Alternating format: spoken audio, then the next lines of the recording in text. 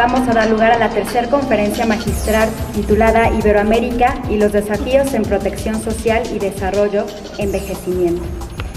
Y tengo el honor el día de hoy de presentar al doctor Diego Bernardini y me voy a permitir leer su currículum.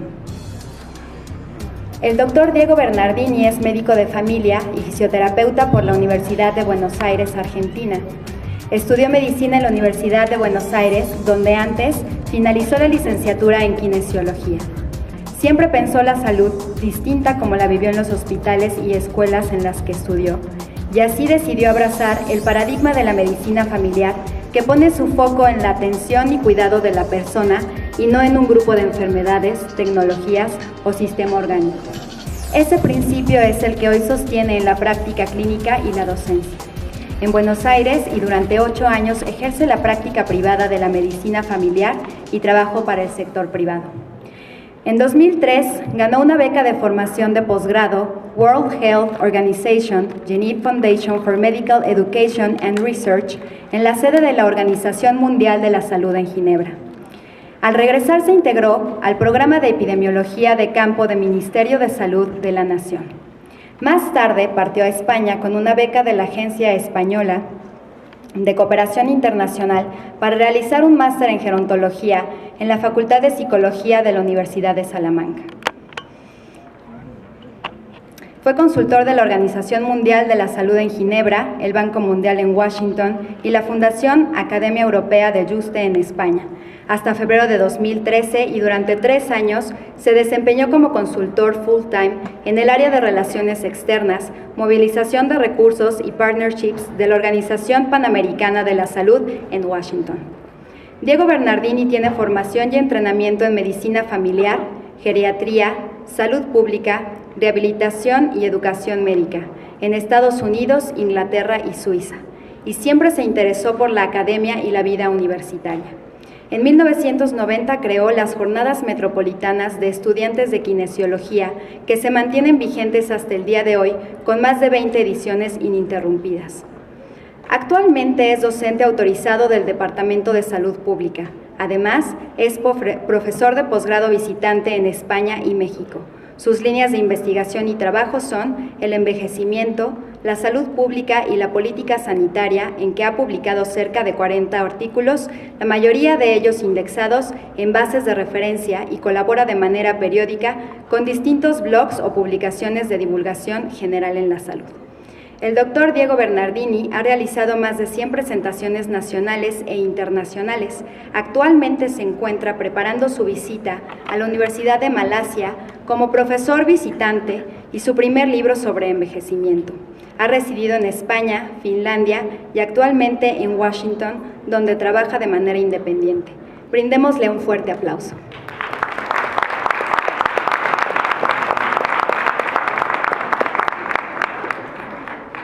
¿Qué tal? Buen día. Muchas gracias por la presentación, muchas gracias por la invitación. Un gusto estar en Puebla y sobre todo con amigos con los cuales ya nos conocemos hace un tiempo y con otros nuevos que empezamos a conocer ahora.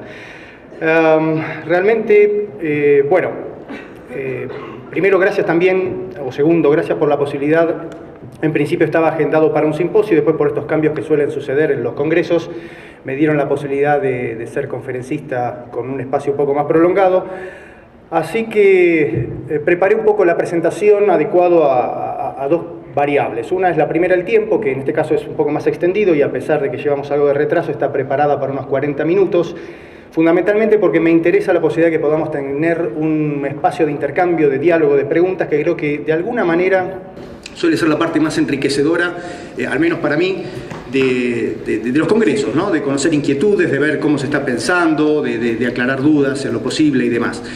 Y lo segundo tiene que ver también con algo que me parece muy interesante y que tiene que ver con un auditorio fundamentalmente con un perfil estudiante.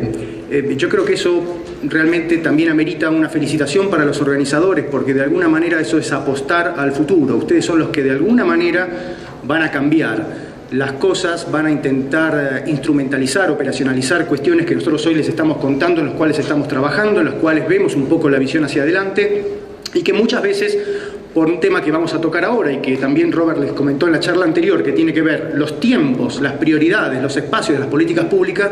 Muchas veces quienes hoy estamos trabajando en eso no vamos a poder lograr ver esos cambios. Quiero rescatar una frase de Fernando Quintanar ayer a la mañana cuando llegué al Congreso, que les comentó la posibilidad de que ustedes puedan pensar un poquito más en un espacio lejos y más permeable de lo que representa la formación universitaria, de pre o de posgrado, en la cual la mayoría de ustedes están hoy, o la cual la mayor parte de ustedes hoy están transitando. La carrera de pre y posgrado es un espacio, es un tiempo, más o menos puede durar 6 años, 5, 10 aproximadamente. Es algo significativo, es algo que va a marcar el resto de su actividad, de su vida profesional, pero ustedes tienen por delante, si se ponen a pensar, mucho más tiempo, en lo cual esto de alguna manera tiene que ser algo significativo, pero no lo único. Ese fue un poco el marco con el cual decidí también preparar esta charla. Ayudarlos a pensar ustedes un momento de una situación. Alguien decía que las personas habitualmente utilizamos las clasificaciones, las taxonomías para mayor comodidad, pero en realidad somos estudiosos de problemas, de situaciones. Y acá creo que todos coincidimos en que el objeto de estudio, el sujeto de estudio es el proceso de envejecimiento. Algunos con una visión un poco más local, otros con una visión más regional, más personal, o más micro y más macro, según como se quiera ver. Pero en definitiva, creo que todos estamos hablando de lo mismo. Entonces, un poco la presentación de hoy tiene como objetivo que ustedes puedan pensar un poquito out of the box, como se dice, fuera de esa caja que implica la universidad. El porqué de esta charla Iberoamérica y los desafíos en protección social tiene que ver porque hoy la salud dejó de ser un problema netamente sanitario, por decir así. Sobre todo cuando estamos hablando de un objeto de estudio como es el envejecimiento. Y esto, fundamentalmente, cuando estaba trabajando el año pasado en la OPS, me surgió una cuestión, una inquietud que la pude materializar en un escrito que fue de alguna manera lo que a mí me llevó a preparar esta charla y que tiene que ver con este editorial que se publicó en la revista de la Sociedad Española de Medicina General y Rural sobre Iberoamérica, lecciones aprendidas y buenas prácticas. En esa misma semana se dieron 2 cuestiones rápidamente, yo después les digo cómo pueden hacer para bajar full text estos escritos. En esa misma semana ocurría la cumbre iberoamericana en Cádiz y el rey de España había dicho como frase: necesitamos más de Iberoamérica. Y esta frase parece que pegó fuerte porque la mayor parte de los diarios locales en España y los regionales en América Latina lo sacaron como portada. Al mismo tiempo, esa semana la CEPAL publicaba o daba a conocer el panorama social, el informe, el reporte Panorama Social de América Latina, lo cual hacía fundamentalmente énfasis en 2 cuestiones.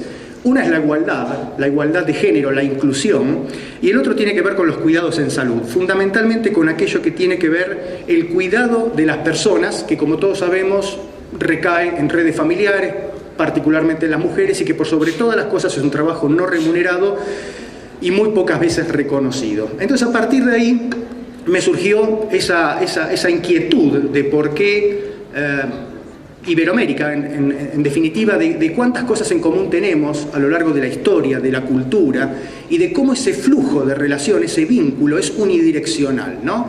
A mí me tocó la posibilidad de vivir en España entre el 2003 y el 2005, donde además tuve la posibilidad de trabajar como médico para el Sistema Nacional de Salud en Castilla y León y en Castilla-La Mancha, y ahí el flujo era migratorio, por ejemplo, de profesionales de la salud y de personas en general, desde América Latina hacia España. Hoy las cosas se dieron vuelta.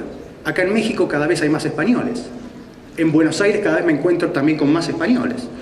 En Estados Unidos. Entonces, cómo a lo largo de la historia este flujo migratorio de alguna vez, que al mismo tiempo traduce migración de conocimiento, de recursos económicos, de redes, creación de redes y un montón de otras cuestiones más, se ha dado a lo largo de la historia, y eso no es poco. Por eso, particularmente, me interesa por la incidencia que eso puede tener en el ejercicio de nuestra profesión, en nuestro desarrollo personal, fundamentalmente tomar como región de estudio Iberoamérica. Entonces, a partir de eso, les voy a plantear una presentación que tiene 3 partes, fundamentalmente, que vamos a ir desarrollando. Uno tiene que ver con una aproximación más bien global, regional, si se quiere, para ir luego cayendo a el área de incumbencia profesional de cada uno de nosotros y a un nivel más micro, más instrumental, más de operaciones. Una segunda parte que tiene que ver fundamentalmente con lo que es el envejecimiento, y para eso tomé datos fundamentalmente de México. México para mí es un país que no solo me encanta y que cada vez que llego acá mi dieta se fundamenta en tacos, que creo que es fundamental y eso me hace volver cada vez más, y sino también porque tengo la posibilidad de, por el hecho de vivir en Washington, venir bastante seguido. De hecho, este es creo que el quinto o el sexto viaje en este año, por lo cual de alguna manera me ha permitido seguir en los últimos años cómo ha ido evolucionando en la agenda política todo el tema vinculado al envejecimiento. Entonces tomé, digamos, cifras o tomé cuestiones para caracterizar este problema, porque además todos ustedes, la mayor parte de ustedes son mexicanos, para que vean un poco cuál es la situación actual, qué es lo que se viene, y a partir de ahí empezar a pensar lo que sería el tercer punto, que son cuáles podrían ser los desafíos en el futuro. Esto no es hacer futurología, esto es simplemente pararnos en la posibilidad que hoy tenemos y que no han tenido otras generaciones de tener un conocimiento, unas cifras, y a partir de eso poder traducir esto en efectos, en acciones al futuro. Entonces, a partir de ahí, la presentación, la idea es que sea un recorrido, como les decía, que tenga una aproximación integral, que sea una aproximación comprensiva, integral, amplia, que haga paso o que haga hincapié en esta cosa, en esta región, en este triángulo que hay, llamémoslo así, entre lo que es la península ibérica, entre lo que es México hacia abajo, y que inclusive llega al Cono Sur, que en este congreso ha estado muy bien representado. Y algo que a mí creo que vuelvo a hacer esto, hincapié en esto, que es la posibilidad de pensar un poquito a futuro, de anticipar. ¿Por qué anticipar? Y bueno, porque yo vengo de un país que está en crisis permanentemente, cada 10 años. Entonces, de alguna manera tenés que saber por dónde te viene el cachetazo, y eso nos hace estar, digamos, en guardia permanente, ¿no? Entonces, ya se están cumpliendo 10 años del 2001, esas crisis económicas que salieron en todas partes, y cuando llegué a España la gente me preguntaba ¿cómo es eso que pasa en Argentina? Bueno, estamos ahí preocupados porque se está cumpliendo el tiempo y en cualquier momento puede que se venga una nueva. Entonces, esa es un poco la guía de la presentación actual. Entonces, si ustedes me permiten, la idea va a ser que arranquemos con ese primer punto que tiene que ver con esa visión regional, y como una forma de ir de nuevo desde lo macro hasta lo micro, me interesó este gráfico, que fue de un reporte que se presentó este mismo año. De hecho, tuve la posibilidad de estar en la presentación en Washington, se hizo hace 2 semanas, ex la Oxford Martin Commission for Future Generations. Básicamente es una comisión de notables, de esta ha habido muchas, pero me gustó mucho el reporte, cómo está planteado, porque habla de alguna manera de cuáles son los caminos, las megatendencias que va a haber en el mundo en las próximas décadas. Y fíjense que ustedes tienen en el centro la sociedad, tienen arriba geopolítica, tecnología, a los dos costados movilidad. Movilidad hace referencia fundamentalmente a migración, movimientos migratorios. Por el otro lado tienen la demografía, y abajo tienen la sustentabilidad y tienen la salud.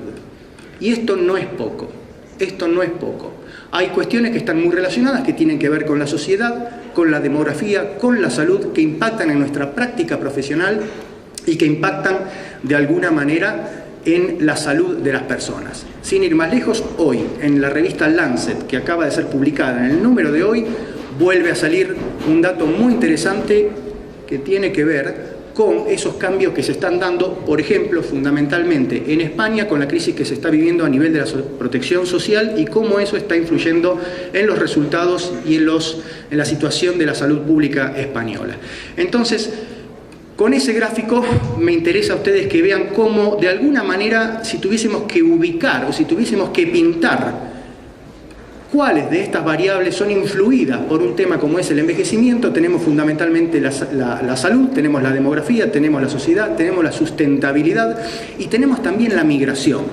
Tenemos también la migración, porque muchas personas que han migrado o que están migrando hoy van a envejecer en países donde no tienen no solo la red social familiar, sino que además van a tener que envejecer en un entorno que fue en el que ellos han nacido, se han criado y se han desarrollado. Y esto no es un dato menor.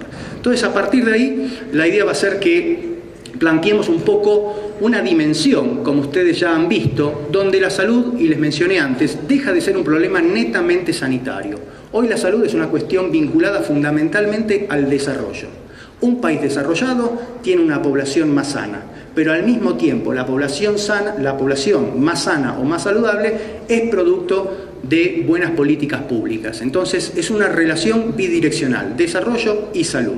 Y les voy a dar un ejemplo simplemente que tiene que ver un poco cómo la salud de alguna manera dejó de ser un problema netamente sanitario. Esto fue también un escrito que publicamos y que tiene que ver, no sé si recuerdan, los que vienen de Europa van a recordar esa crisis de la Escherichia coli que hubo en Alemania hace un par de años, donde todos empezaron a culpar al pepino asesino, y cómo esto tuvo una implicancia económica en lo que fue el pepino, que era el tercer producto de exportación en España, que aproximadamente tenía un volumen de 300.000 euros anuales en cuanto a lo que es el impacto económico y sobre todo la fuerza de trabajadores, que también es muy numerosa, cuando en realidad esto comenzó como una diarrea, ¿de acuerdo? Esto empezó como una diarrea, un problema netamente sanitario, hubo aproximadamente 23 muertes, y esto no lo soluciona un médico de familia o el director del hospital local o el secretario de salud de esa zona. Esto pasó a ser un tema de diplomacia internacional, porque en ese momento, con la crisis europea, ya se comenzaba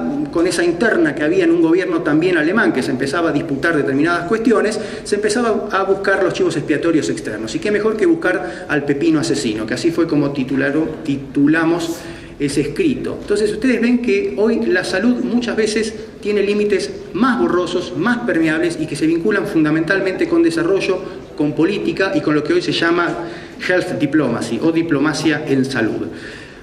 ¿Cómo es la salud de nuestra población? Hoy tenemos una población en América Latina, en Iberoamérica, por llamarlo así, que crece como tendencia general, crece en número, se urbaniza y envejece. Ya hay estadísticas que hablan de que, por ejemplo, en Europa, determinados países, España va a estar entre el 2023 y 2026, según los datos del INE, va a empezar a decaer, esto también fue publicado hace un par de semanas, va a empezar a decaer un poco su población, pero en América Latina hoy la población es una población joven, que está aumentando y que fundamentalmente presenta dos características. La primera es que es urbanita, o sea, hay mucha migración del medio rural a las grandes ciudades. Hoy América Latina es la región más urbanizada del mundo, con aproximadamente 8 de cada 10 personas, 82% según algunos reportes, personas, habitantes de nuestra región que están viviendo en grandes núcleos urbanos, en lo que se llaman megacities, que son las ciudades de más de 10 millones y de los cuales América Latina en los próximos 15, 20 años va a tener un aumento muy considerable. El envejecimiento lo mencionamos. Es importante el tema de las grandes conquistas que fortalecen el campo de salud. Y ustedes, México, hoy están siendo de alguna manera uno de los ejemplos. El Lancet sacó el año pasado una selección de 5 artículos vinculados a lo que es la cobertura universal de salud, que eso podemos charlar después. Cobertura que se inicia con la administración del secretario Frenk, que termina prácticamente con la de Córdoba, aunque algunos laureles se los llevó el secretario Chernobyski, pero que de alguna manera habla de un compromiso político de Estado por el cual lo que se busca es dar un paquete de servicios y a partir de eso, de servicios en salud, y a partir de esos lograr inclusión social.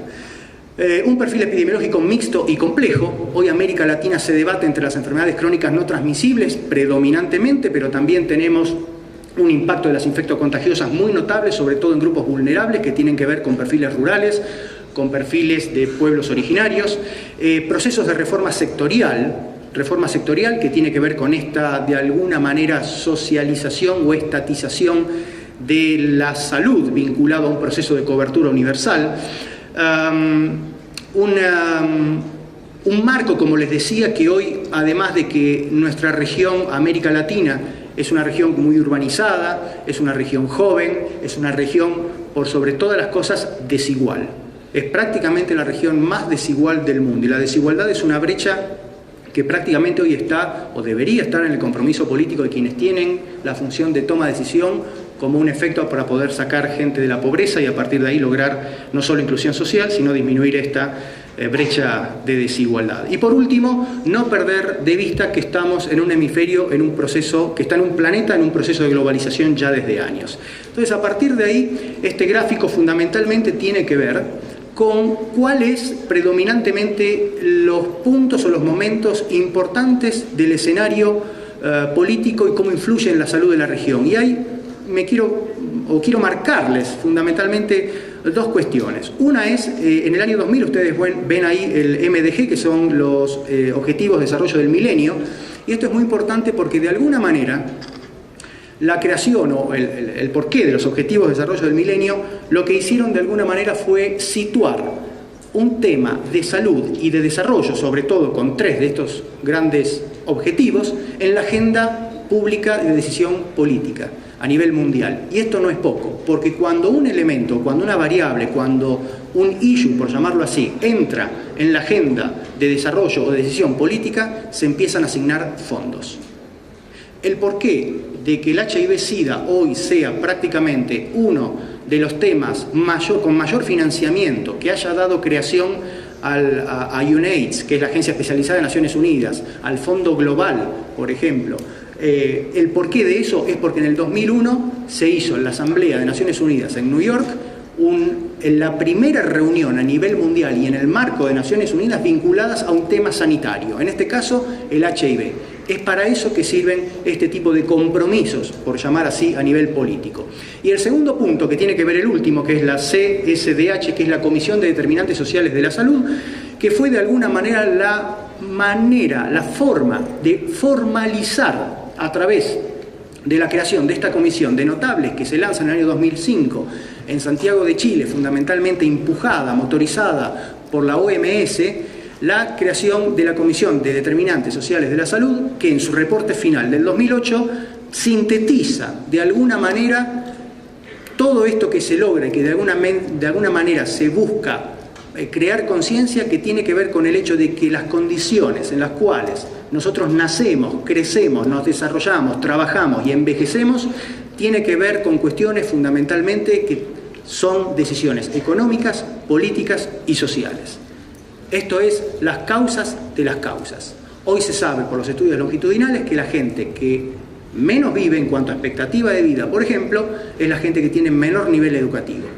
Es la gente que por este nivel de menor educativo va a acceder a menores niveles de salario. Esto está vinculado a variables, por ejemplo, desde el punto de vista de la salud, que tiene que ver con la actividad física, con el consumo de tabaco. Esto explica el porqué de intentar achicar esta brecha de desigualdad. Y esto no es poco, esto es importante que ustedes lo sepan. Hoy quizás les suene un poco en el aire, un poco abstracto, pero les puedo asegurar que va a condicionar la forma en la que ustedes trabajen y las cuales de alguna manera enfoquen su profesión. A partir de ahí, ¿qué es lo que está ocurriendo en la región? La urbanización sigue aumentando. Tenemos un tema de cambio climático en el cual ya está comprobado, y lo leemos día a día, que los efectos extremos climáticos van a ir en aumento. Tenemos el tema de las migraciones, de las enfermedades crónicas no transmisibles vinculadas a un proceso de envejecimiento. Entonces, esto es lo que hoy está ocurriendo en una región, fundamentalmente donde hay procesos de descentralización. Por ejemplo, un buen ejemplo es lo que ha ocurrido en España con la creación de las comunidades autónomas, pero por sobre todas las cosas, no solo del poder político, sino también de la información, de la tecnología, del conocimiento. O sea, hoy tenemos la posibilidad de que quienes organizan este congreso nos haya dado la posibilidad, un grupo de personas, de venir desde afuera o desde lejos y poder contarle nuestra experiencia, transmitirle nuestro conocimiento y cómo estamos viendo desde nuestro punto de vista, quizás con unos años un poco más adelantados que ustedes, el mismo objeto de estudio. Y esto no es poco. Esto hace unos años quizás no se podía hacer de la manera que hoy se está haciendo. Está cambiando la interrelación entre países. Hoy, por ejemplo, aquí en los estados del sur de México, en la zona de Chiapas, tienen, por ejemplo, la iniciativa mesoamericana, donde ahí entra también una variable, que es el sector privado, una iniciativa que está fundamentalmente financiada por gobiernos, como es la ESID de España, pero también donde está la Fundación Gates o el señor Slim. Entonces, este tipo de cosas hay que considerarlas, hay que tenerlas en cuenta. Bien, ¿cómo entra la protección social en todo esto? Miren, primero creo que sería bueno de alguna manera general y concreta conceptualizar lo que es la protección social. Fundamentalmente, protección social es el conjunto de instituciones, de recursos, de procesos y procedimientos que tienen los gobiernos para cubrir las necesidades básicas o determinadas necesidades de la población. Fundamentalmente agrupa tres grandes grupos, tres grandes variables. Una es la seguridad social, acá en México se lo conoce como seguro popular. El otro es la asistencia social, que puede ser, por ejemplo, el programa Oportunidades, la transferencia condicionada de una determinada cantidad de dinero en efectivo. Y el otro es la regulación laboral, que, por ejemplo, tiene que ver con algo que en Europa mayoritariamente se está tratando, que es la edad de jubilación, que es algo bastante interesante eso. ¿Qué pasa con la edad de jubilación? Entonces, fundamentalmente protección social es eso, y ese concepto de salud nuevamente vinculado al desarrollo. Y acá me viene a la memoria esa pregunta con la que Robert cerró prácticamente la presentación anterior. Díganme si ustedes, si esa señora que se mostró en el video no sería un buen aporte para nuestra sociedad. De alguna manera esa pregunta está encubriendo esa estrategia que lanza en la Asamblea Mundial de 2002 en Madrid la Organización Mundial de la Salud con la estrategia de envejecimiento activo. Concepto, por otro lado, que ha sido bastante banalizado y maltratado, porque envejecimiento activo es un marco político de acción. No es poner a un grupo de viejitos a hacer gimnasia y agitarlos, como muchas veces ocurre, ¿de acuerdo? Entonces, de alguna manera, eso es la protección social. Yo creo que con esto vamos a cerrar la primera parte de esta presentación y vamos a empezar a hablar un poquito de algo que nos está jugando por varios lados, que es el proceso de globalización. El proceso de globalización, fundamentalmente, creo que lo que ha hecho o está haciendo fue borrar límites de espacio y de tiempo. Hoy en la CNN a la mañana estábamos viendo qué pasa con la elección en Chile, al mismo tiempo qué pasa con lo que todavía hoy es los funerales de Mandela en Sudáfrica, y al mismo tiempo viendo qué es lo que está pasando en Estados Unidos. Eso creo que de alguna manera nos está dando una posibilidad que muchas o que las generaciones previas no han tenido. Y esto me llevó a una inquietud que le di forma de carta al director en el año 2011 en la revista de la CENFIC, de la Sociedad Española de Atención Primaria, que tenía que ver con el desarrollo de la medicina familiar y su futuro en la era global. Y acá, en ese momento, se estaban debatiendo, o lo que ponía un poco en ese artículo era el debate que se estaba dando en España y en Estados Unidos. Estados Unidos con un proceso de reforma sanitaria que lo que buscaba era cubrir, dar servicios de salud a 40 nuevos millones de usuarios, y un lugar donde, y sobre todo acá en México, ¿no?, se ve a Estados Unidos como un ideal de alguna manera, pero ustedes piensen que en ese ideal la salud no es un derecho. La salud no es un derecho. En España, cuando estaba de becario y venían otros compañeros de Argentina, me decían: Diego, ¿sacamos un seguro privado de salud? No había necesidad. En España no hay necesidad, a pesar de que hoy están pasando algunas cuestiones, pero la sanidad pública es muy buena. Y de hecho ha sido referente en muchos de los reportes de la OSD. Entonces, por un lado estábamos viendo un escenario donde un país que de alguna manera es el imperio, es la potencia a nivel mundial, se está debatiendo en esa reforma sanitaria, y por otro lado veíamos como un país como España, en el mismo tiempo, estaba empezando a hacer recortes que podían hacer peligrar la sustentabilidad de un sistema sanitario que de por sí ya era muy bueno. Eso es lo que de alguna manera nos permite la globalización, y al mismo tiempo eso dio lugar para que después, un año después, enviara esta nueva carta que también fue publicada en la misma revista, donde un año después ya veíamos cosas como en un tiempo muy corto para lo que es la política pública, cómo ya habían sucedido cuestiones que podían ser significativas. Obama ya estaba debilitado, ya la reforma sanitaria prácticamente era inviable, y al día de hoy yo creo que va a ser inviable así como está. España continuó con los recortes y, como les decía, también dio lugar, y hoy fue que se publicó el último reporte publicado por un grupo de estudio encabezado por Martin McKee de la Comisión Europea y de la Escuela de Higiene de Salud Pública de Londres, donde ya se vienen publicando muchas cuestiones vinculadas a cómo estos recortes están impactando en el estado de salud de las personas. Entonces, yo creo que al mismo tiempo este escrito vinculaba qué estaba pasando en nuestra región. México, por un lado, con la cobertura sanitaria que estaba alcanzando, y por otro lado, Brasil. México-Brasil, los dos motores de la región, macroeconómicamente y poblacionalmente, con el sistema único de salud, basado fundamentalmente en atención primaria, que, como ya se mencionó antes, de alguna manera son quienes sostienen un sistema sanitario. Entonces, eso es lo que de alguna manera también nos permite, y aprovechando esa posibilidad de escribir, también dimos lugar a cuál fue o cuál es la oportunidad que tiene nuestra región. O sea, nuestra región es una región joven, es una región donde todavía existen los lazos familiares, donde existe una red de sostén que en otros países de Europa no se ven, y a partir de ahí ese editorial que se publicó en la revista Colombia Médica sobre el momento de oportunidad que tiene América Latina y que coincide, y no es casualidad, con que la Organización Mundial de la Salud en el año 2011 haya elegido como Día Mundial de la Salud un tema vinculado al envejecimiento.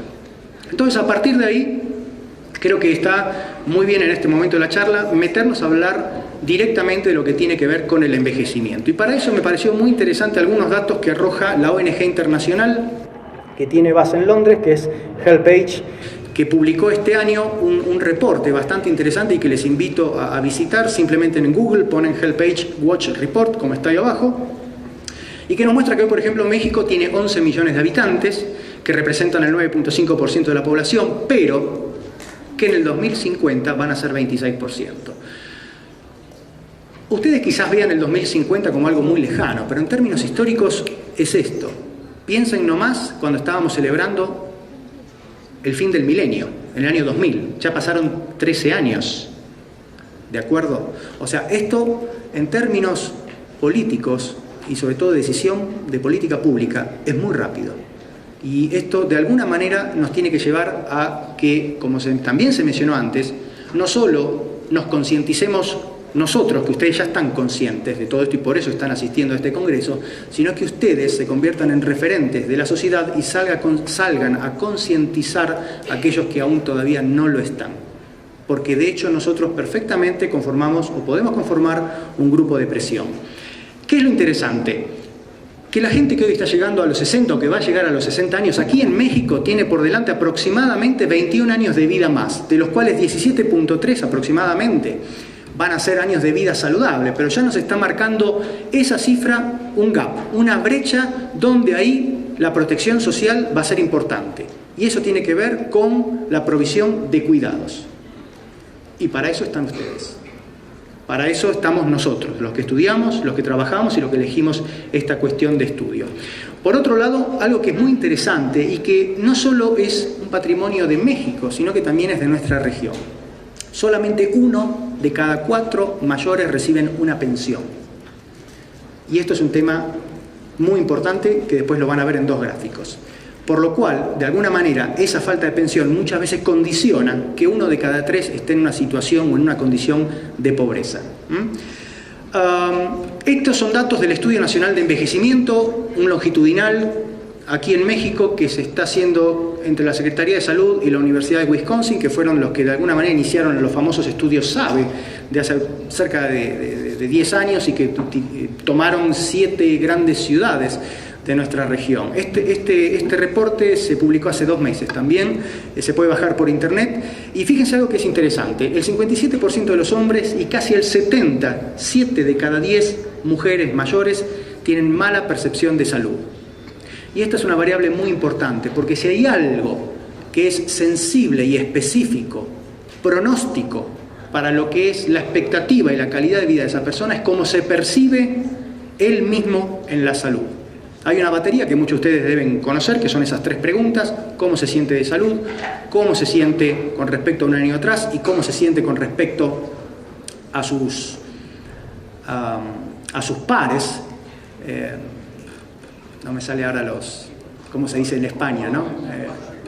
Sí, en España tienen los quintos, cómo se siente con respecto a los quintos. Y son, según la respuesta, son marcadores muy fidedignos de lo que puede pasar con esa persona. Esto nos dice fundamentalmente que las personas mayores van a tener aquí, por lo menos en México, con esas cifras, en su mayoría, una mala calidad de vida y un pronóstico un tanto incierto. Las mujeres presentan mayor pérdida de autonomía para las actividades básicas de la vida diaria. A cambio de eso, nosotros nos morimos antes. Por algo será, no sé, habría que estudiarlo, ¿no? Las enfermedades crónicas no transmisibles, hipertensión arterial, diabetes mellitus, procesos degenerativos articulares, son los problemas de salud con los cuales a los que estamos, no solo en la atención sanitaria, sino a los que van a ser cuidadores, a los que van a ser decisores, a los que van a ser planificadores, les va a tener que importar este tipo de cuestiones. 40% de las mujeres están en situación de soledad y 60% no tienen una labor remunerada como cuidadoras. Este es el perfil de pacientes que hoy hay en México y la expectativa es que esto tienda a empeorar, a aumentar, llámenle como ustedes quieren. Así que de alguna manera van a tener mucho trabajo por delante. ¿Por qué es importante esto? Porque fundamentalmente el envejecimiento afecta a la población, pero también afecta al business. Acá hay gente que está especializada en ver cómo la persona mayor se convierte en un consumidor. Miren, les voy a contar rápidamente algo. Con Fernando Quintanar tengo una anécdota que realmente fue memoriosa, memorable. Los dos hicimos el trabajo de campo en una zona rural de Salamanca y un día me lo encuentro a él y me dice, mira Diego, sale un bus de retirados a una excursión a Mérida, ¿no? Me dice, ¿no querés acompañarme? Bueno, dale, vamos. Imagínense un bus con todas personas mayores, Fernando, yo, nos fuimos a Mérida, en ese momento llegamos a Mérida, no la conocía, yo creo que había por lo menos 40 grados de temperatura, llegamos a las 2 de la tarde y yo digo, los quieren matar, o sea, realmente digo, ¿para qué los traen acá? Pues los quieren matar. Entonces nos bajamos, vivimos en el anfiteatro romano, y de repente, bueno, miren, nos vamos a juntar a almorzar, a comer en determinado lugar. Entonces nos sentamos con Fernando, estaban todos los mayores ahí sentados y de repente se paran dos señores que nos acompañaban y empieza un show de venta, donde empiezan a vender desde lapiceras hasta electrodomésticos, ventiladores, colchones. Y yo lo miré a Fernando y le digo, ¿qué es esto? O sea, nos engañaron a todos. Claro, después nos pusimos a pensar, yo me puse a mirar a los viejos, estaban todos contentos. Y todos empezaron a comprar. Entonces yo le decía a Fernando, le digo, mirá, le digo, lo sacan del pueblo, le dan trabajo al del bus, conocen o pasean por una ciudad distinta. En general, las personas mayores en España tienen muy cercana la memoria de la guerra civil, por lo cual habitualmente las cuentas bancarias suelen ser importantes y lo que se busca, o una de las cuestiones que se buscaba, era movilizar esos recursos económicos. Entonces los señores todos compraban algo, entonces le daban trabajo a los que fabricaban eso, les daban trabajo a los que vendían y le dije, che, mirá, no está tan mal entonces la situación. Yo la verdad al principio estaba horrorizado, los quería matar, dije, pues esto es un engaño, pero después dije, no, mirá esto, ¿no? Bueno, con Fernando Quintanar nos pasaba eso. El business, la importancia para el business, y de hecho ya se están avivando de alguna manera. Los primeros que lo hicieron fueron los laboratorios, de alguna manera. Se enteraron que hay más gente sana que hay gente enferma, entonces qué mejor que empezar a crear enfermedades, ¿de acuerdo? O sea, hoy perdiste el trabajo, te moriste, tenés depresión, no es que estás triste o angustiado. Pero también, y ya vinculado a un tema de envejecimiento, también se dieron cuenta las telefónicas. Fíjense al viejo cuando agarra el teléfono y trata de apretar ahí con un dedo una tecla. Entonces ahora vienen teléfonos más grandes. Esto es importante y sobre todo influye a los gobiernos. Las personas mayores son de los grupos que tienen mayor participación social a la hora de votar. Generalmente tienen más definidas o muy definidas su implicancia política y es un grupo que hoy todo político tiene en cuenta a la hora de sus discursos. Entonces esto sí que es muy importante. Pero me gustaría volver en esta cuestión de protección social, de decisión política y de cómo impacta el envejecimiento a dos gráficos que les había mencionado antes y que tiene que ver, esto es un libro bastante interesante, se los recomiendo, creo que se puede bajar online, lo publicó Daniel Cotlear, que es un economista peruano del Banco Mundial, que estudió muy bien todo el tema de envejecimiento, y esto tiene que ver con lo que es la cobertura por pensiones, digamos, por pensiones en las personas mayores en nuestra región. Fíjense cómo de este lado o de aquel lado tienen las columnas más altas que representan, por ejemplo, los países del Cono Sur, Argentina, Uruguay, Chile, que son los que tienen más tradición de pensiones contributivas y no contributivas. Y esto es muy interesante porque la pensión, este ingreso económico para la persona que de alguna manera cumplió los años de trabajo o simplemente el gobierno, como pasó en Argentina hace poco, decidió que después de determinada edad, aunque no cubra esos años de servicio, se les iba a dar esa pensión. Esto es muy importante porque los aleja de la línea de pobreza. Y acá, México, yo sé que hoy se está debatiendo también en la agenda política de decisión la posibilidad de una pensión no contributiva, pero esto es algo que va a ser muy notable, sobre todo cuando ustedes ven esas cifras, que son de hace solamente un par de años, en donde México hoy prácticamente tiene en 1 de cada 4, que también coincide con el gráfico con los datos del Age Report, de Help Age Report, de la baja digamos, de la baja tasa de recepción de esa pensión por parte de las personas mayores. El otro gráfico que me interesaba es este, que también es de la misma publicación, que les muestran las barras. Las barras son, las horizontales son los porcentajes de pobreza a nivel general en la población de los países. Y los circulitos son en la población de personas mayores. Entonces, fíjense cómo en México la incidencia de pobreza en las personas mayores es más que en el resto de la población. Esto ya les está diciendo que las personas mayores están en una condición de vulnerabilidad, están en una condición de pobreza, y esto también va a tener que ver, por ejemplo, con la práctica profesional. Sobre todo porque, por ejemplo, el gasto sanitario de bolsillo, o sea, lo que nosotros pagamos a la hora de ir a comprar una medicación, hoy en México es de los más altos de la región. ¿Qué significa esto? Que si no tenés dinero no podés acceder a ese medicamento que quizás como médicos, como enfermeras, les hemos prescrito o les hemos recomendado. Bien, soluciones. Yo creo que esto claramente es un tema que influye técnicamente, que tiene que ver con la formación, por ejemplo, de recursos humanos y cómo nos estamos formando, pero fundamentalmente tiene que ver con un tema de decisión política. En ese punto yo creo que México tiene varios temas o varias cuestiones que son muy interesantes. La primera, con la mayor o con la menor de las limitaciones, tiene que ver con que en el 2008, bajo la administración de Felipe Calderón, se decide crear un instituto que de alguna manera, y con las limitaciones que implica el caso, es un Instituto Nacional de Geriatría. Y esto no es poca cosa, esto es la puerta de entrada a hacer muchas más otras. Y eso es política de Estado.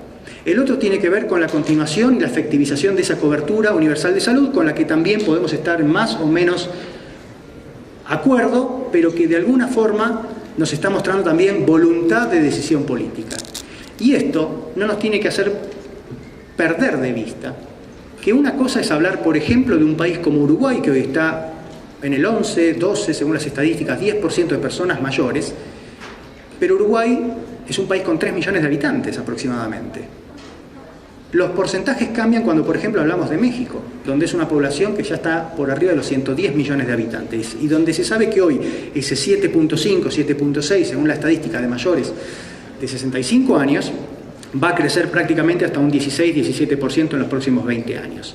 Estos son datos que de alguna manera les marca algo que a mí me interesa como una forma de resumen de la presentación que tiene que quedar, que es la visión de perspectiva. El pensar out of the box, el pensar un poquito en lo macro. Y lo otro que tiene que ver con una situación que de por sí es complicada, pero que hay soluciones que pueden resultar simples. Entonces, a partir de ahí, ¿cuáles podrían ser esos desafíos en la búsqueda de soluciones? Miren, yo creo que un poco lo que se espera es que los gobiernos van a tender a garantizar a los ciudadanos protección social. Yo creo que lo que es acá seguro popular, lo que es esa cobertura, lo que es esa modificación, esa asistencia, ese programa de oportunidades, va a tender a salir cada vez más reforzado. La idea es tender a eliminar esas barreras de acceso, por ejemplo, con lo que tiene que ver con ese pago de bolsillo. Esa cobertura universal de salud, por ejemplo, va a incluir un determinado paquete de medicamentos a los cuales se va a poder acceder sin pago de bolsillo, y eso no es poco. Tiene que ver también con garantizar servicios de calidad, y eso tiene que ver con la formación de recursos humanos, tiene que ver con quienes hacemos docencia o quienes tenemos la posibilidad de influir o de incidir en determinadas cuestiones. Hoy las universidades son instituciones poco permeables, muy rígidas, y al mismo tiempo muchas veces privadas de esa visión a largo plazo por cuestiones de política interna. Entonces, se supone que la respuesta a la pregunta, ¿estamos formando los recursos humanos que nuestra sociedad necesita? O sea, esa brecha, ¿la estamos considerando? Yo no lo sé, creo que no. Hay estudios que dicen que, por ejemplo, a los médicos, cuando deciden elegir la medicina, el por qué es por una cuestión de vocación. Pero algo pasa en las facultades, en las universidades. Un proceso degenerativo, porque cuando vemos cuáles son los cupos o las especialidades en la residencia que más rápido se llenan, son cardiología, cirugía torácica, oftalmología, vinculadas fundamentalmente a ingreso económico y a estatus social. Algo está pasando en las facultades. Nosotros hicimos en Salamanca un estudio. A mí muchas se me preguntaban qué hacía un argentino ahí en Salamanca. Entonces yo les contaba que en realidad elegí Salamanca porque tiene el programa de máster más antiguo de Europa, porque es una zona de las más envejecidas de España en población relativa, o en porcentajes de población relativa, y porque creo que fundamentalmente para alguien que estudiaba el envejecimiento era el lugar y el momento indicado para estar. En Salamanca hicimos un estudio que lo hicimos en conjunto con la Organización Mundial de la Salud, en la época en que Alex Calache estaba dirigiendo el programa, y con INSA, la Federación Internacional de Estudiantes de Medicina, donde a los estudiantes de los últimos 2 años de 7 carreras universitarias, enfermería, psicología, trabajo social, terapia ocupacional, fisioterapia, odontología y medicina, les pasamos un cuestionario que medía actitudes. Actitudes. ¿Quiénes tenían actitudes menos positivas para los viejos? Los médicos y las enfermeras. O sea, evidentemente el envejecimiento no tiene glamour entre los estudiantes de las ciencias de la salud, fundamentalmente. Ese mismo instrumento se lo pasamos a nuestros estudiantes de geriatría en la Facultad de Medicina, antes de la cursada y después de la cursada. Y mejoraron. O sea, evidentemente no podemos hacer que las cosas mejoren si las cosas no se conocen. Entonces nosotros, con esa sensibilización que implica una cursada de geriatría, nos dimos cuenta que la actitud mejoró. ¿Y por qué la actitud? Porque la actitud es un estado de ánimo que puede ser intervenido y capaz de ser modificado. ¿De acuerdo? Entonces, fundamentalmente, la idea, yo no sé si todos ustedes van a salir estudiosos o profesionales del envejecimiento, pero a mí lo que me gustaría que quedara para ustedes como resumen, ya que me toca la última conferencia de todo el Congreso, es que entiendan, que queden vacunados, que queden sensibilizados con que el viejo es un bicho distinto. O sea, es un paciente total, una persona totalmente distinta, requiere de otros tiempos, de otras habilidades de comunicación, de otras formas de vincularnos. Y ahí volvemos a los médicos, nos enseñan comunicación, nos enseñan vincularnos, nos enseñan negociar decisiones. Bueno, hay mucho por hacer. Vamos a ir cerrando, porque acá creo que tiene que ver con algo que a mí me interesa mucho, que es intentar dejarlos pensar. Conocemos tendencias y necesidades, sabemos que estas tendencias y necesidades condicionan sociedad, gobiernos y políticas, por ende a los sistemas de salud que están incluidos en ellos, y en ellos nuestros lugares de trabajo.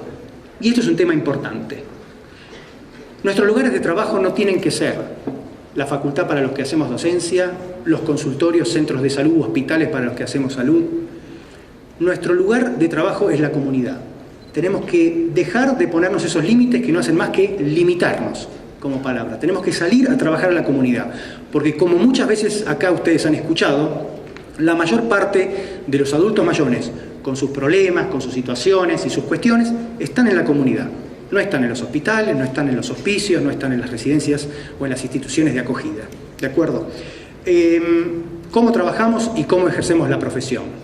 Esto, no solo en ustedes que están aquí, sino en aquellos que hoy todavía, compañeros que quizás no vinieron y se están perdiendo esta posibilidad de interactuar con nosotros. Hay un tema que es muy interesante y que con esto quiero también ir cerrando. Este es el diario El País de hoy. Fíjense, este artículo dice: la familia cambia, la política no. Hace 2 días el mismo diario sacó que en España el porcentaje de hogares unifamiliares con personas mayores de 65 años en los últimos 10 años creció el 25%. Esa es la gente con la que nosotros trabajamos. Este título, la familia cambia, la política no, dice mucho. Esto habla de que los políticos están atrasados muchas veces, están en otra, tienen otras prioridades. El mes pasado tuve la posibilidad de estar en un seminario en Cozumel y me pidieron que les revisara una propuesta de programa para trabajar con diabetes y obesidad a nivel comunitario. Y la verdad lo que les decía era: mira, el programa está muy bien, pero ustedes tienen que entender que el que lee esto es un político. El político mide en votos. El político mide en tiempos totalmente distintos a los que medimos quienes estamos, por ejemplo, en la salud, en la atención de personas mayores o de diabéticos o de obesidad. Miren, La idea es haber traído un poquito de luz a todo esto. Yo no sé si es una luz oscura o los he confundido, los he convencido, no lo sé. Pero la idea es realmente intentar haberlos dejado pensando y sobre todo buscar que esta transmisión de conocimiento, de experiencia, de alguna manera sea un desafío para transformarlo en acción, que es un poco lo que nosotros tenemos que hacer y sobre todo poder haber despertado inquietudes en ustedes. Yo creo que hasta aquí hoy llego, les agradezco la atención y estos son mis datos de contacto y si hay preguntas, bienvenidas.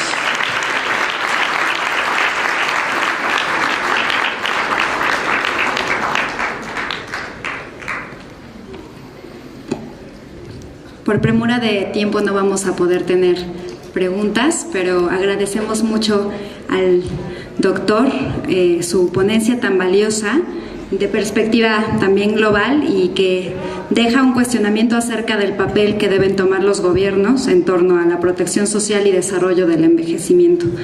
Y a nombre de la Red Iberoamericana de Psicogerontología queremos entregarle un reconocimiento por su conferencia, además de un regalo típico de la ciudad de Puebla. Muchas gracias, doctor.